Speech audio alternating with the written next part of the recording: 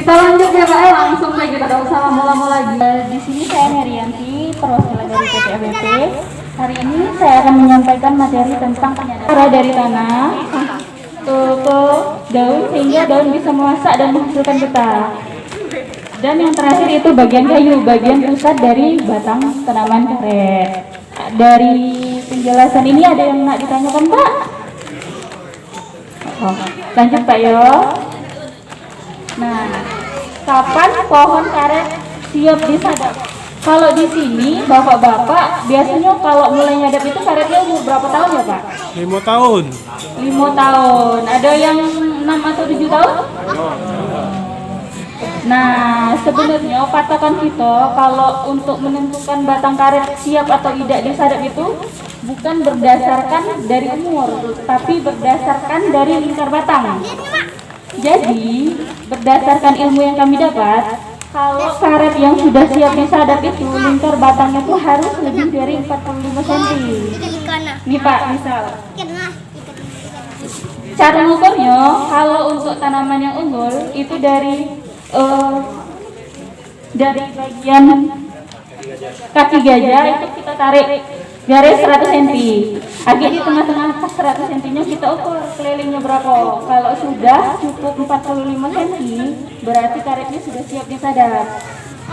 Tapi kalau untuk karet lokal yang biasa kita nyabut kita sebut siling, kita cabutan itu kita tarik dari bagian tanah sampai 130. Agak di 130 itulah kita ukur lingkar batangnya. Kalau sudah 45 cm berarti karet itu sudah siap disadap.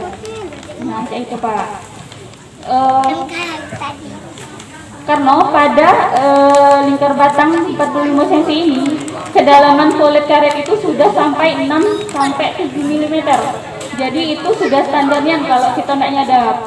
Di sini kan ada yang kami tengok beberapa kebun tuh yang masih kecil yang sudah disadap.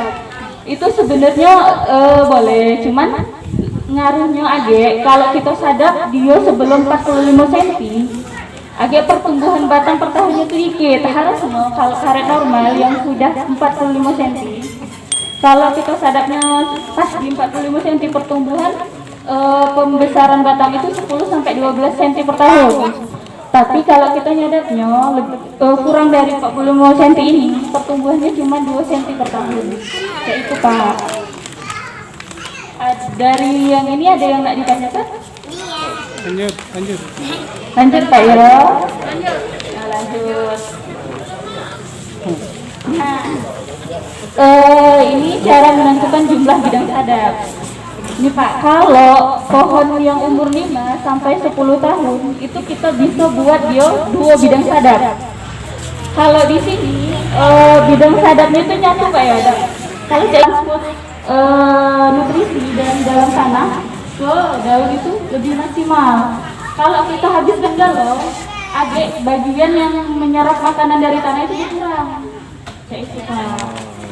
Harus kayak ini. Nah, kalau untuk pohon yang umurnya lebih dari 10 tahun itu kita bisa buat dia jadi 3 bidang sadap. Tapi setiap bidang sadap itu tetap kita kasih jarak 2 cm, 1 sampai 2 cm untuk transfusi nutrisi dari tanah ke daun. Ada yang nak ditanya tuh Bapak Ibu? Jadi biasa 3 kali.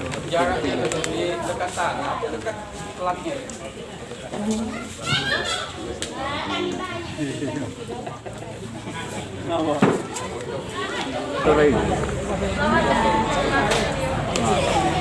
Di sini kalau bapak-bapak nyadapnya itu arah sadapannya dari mana Pak? Dari kiri ke kanan, kiri atas ke kanan bawah, apa dari kanan atas ke kiri bawah?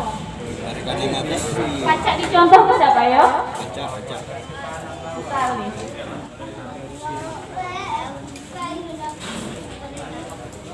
Bisa dicontohkan Pak.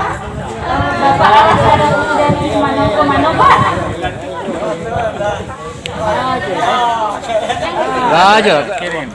Karet itu arah pembuluh getahnya dari kanan atas ke kiri bawah. Jadi kalau kita motong atau arah irisan sadap kita dari kiri atas ke kanan bawah, kita motong bulu kita hanya jadi getah yang kita dapat itu lebih banyak dari jika kita bandingkan apabila kita arah irisan sadapnya dari kanan ke kiri kan motong.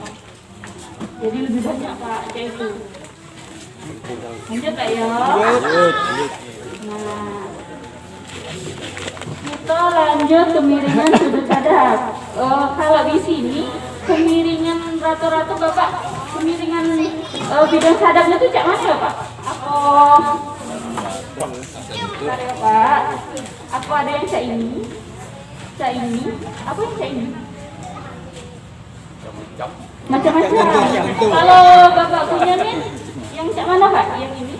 A, B, apa yang C? C lah. Oh yang C. Ini terlalu terjal Pak namanya kalau kita ngomong Pak ya. Terjalnya. Kalau yang lain, kok malahan jatuh ke batang kan? Iya. Kalau terlalu landai, getahnya lama nyampe ke bangkok. Keburu kering ataupun kalau hujan keburu habis dia diterpa hujan. Nah, kayak itu Pak ya.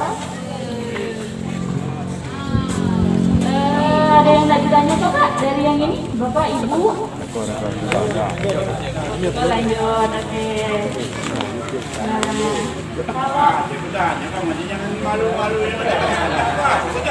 Nah, kalau memang masih bingung, kalau masih ada yang tadi tanya, kita tanya tuh Pak, ada apa? Biar kita sama-sama belajar, biar kita sama-sama tahu maksudnya kayak itu. Nah, ini Pak ya, ini cara menggambar bidang sadap.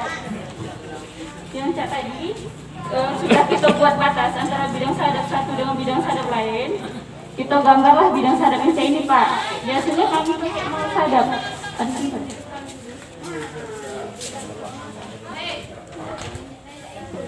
Nah, pakai mal sadap itu kita lebih baca kayak lebih bagus buat bidang sadapnya. Jadi satu garis yang di sini menunjukkan 3 hari. Sehingga satu bulan itu ada 10 garis. Gambar kita biar mudah, biar enak di kitanya kita gambar dulu bidang sadap kita kayak ini. Hari ini yang ini kan ini per sebulan. Ini per sebulan. Kalau yang kayak ini berarti ini per setahun. Per setahun. Nah, ini contoh mal sadap Pak.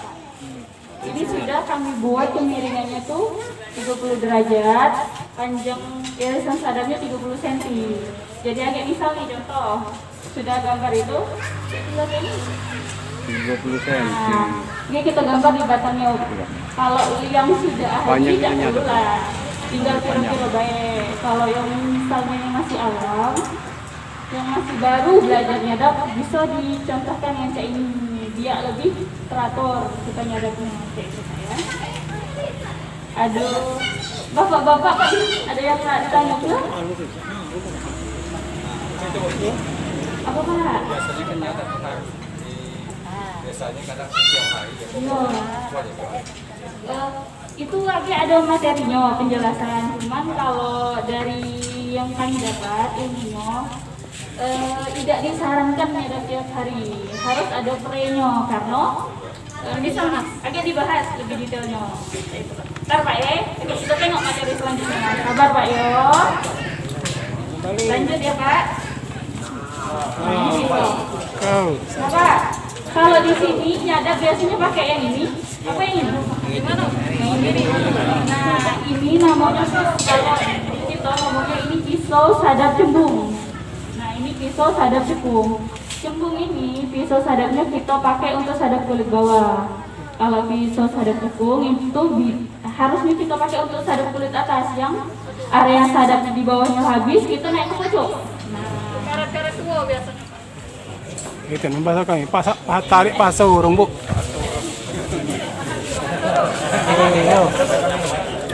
Ngomongnya pisau sadap cembung.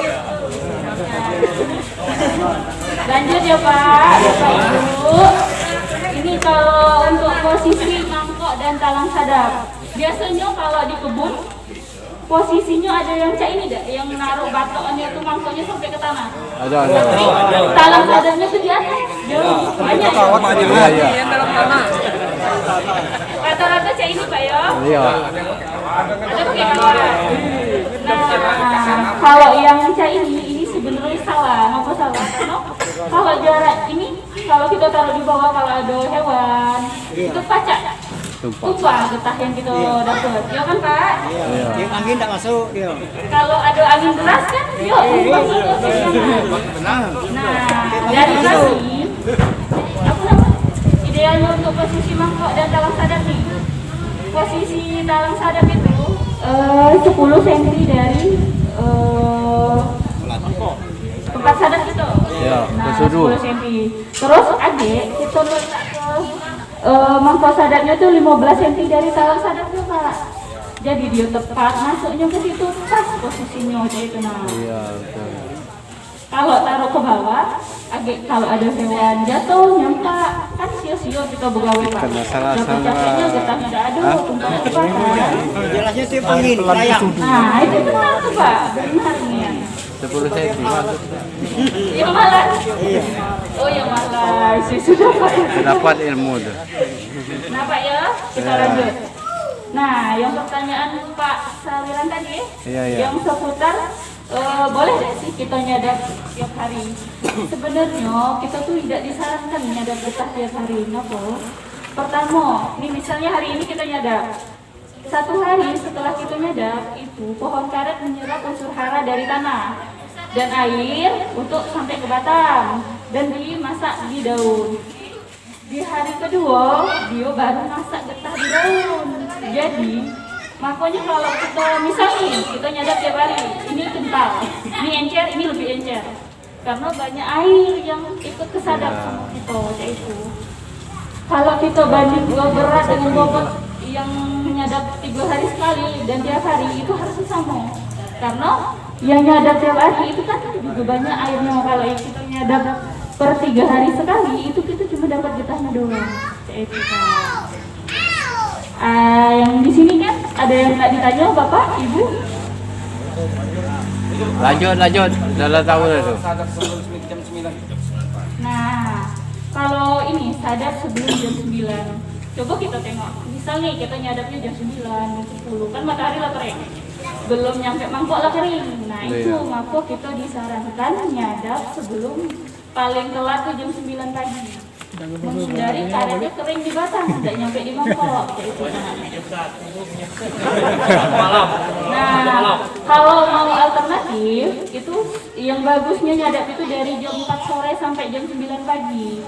Karena di jam itu ada namanya, kalau di karet ya kita ngomongnya itu ada tekanan turbor. Di jam 4 sore sampai jam 9 pagi itu, disitulah karet lagi, getahnya itu lagi banyak-banyaknya dihasilkan oleh pohon. Ya itu Pak. Kalau ini penyadapan karet baru, di sini kan ada nih, bidang sadap harus menghadap ke utara dan selatan agar terhindar matahari langsung. Kayak yang tadi ngomong tadi, kalau kita ngadep ke cahaya matahari langsung, karet itu lebih cepat keringnya lebih cepat, jadi tidak banyak yang jatuh ke mangkok. Itu salah satu tujuannya mangkok. Kalau kita baru buka sadap, kita harus arah sadapan itu menghadap ke utara atau ke selatan. Kayak itu. Itu deh Pak. Yang itu yang banget. Coba suruh gitu. Itu yang nyorok ke atas. Nah, kalau di sini kami nak nanya, bapak-bapak di kebunnya itu ada yang pakai polesan atau stimulan nggak ya? Banyak. Banyak. Itu rata-rata karetnya umur berapa lah Pak? Tentu. Ada yang umur 15 tahun sudah pakai stimulan nggak? Tak dituan dia lah, mana? Stimulan itu sebenarnya boleh dipakai di karet, tapi bukan untuk karet yang usianya masih muda. Itu stimulan disarankan digunakan untuk karet yang usianya di atas 18 tahun atau karet yang nak kita tanam ulang, yang nak kita tanam, biar getah-getahnya itu habis semua kita sadap. Itu Pak, bukan untuk karet yang misalnya baru kita sadap langsung kita stimulan, jangan Pak.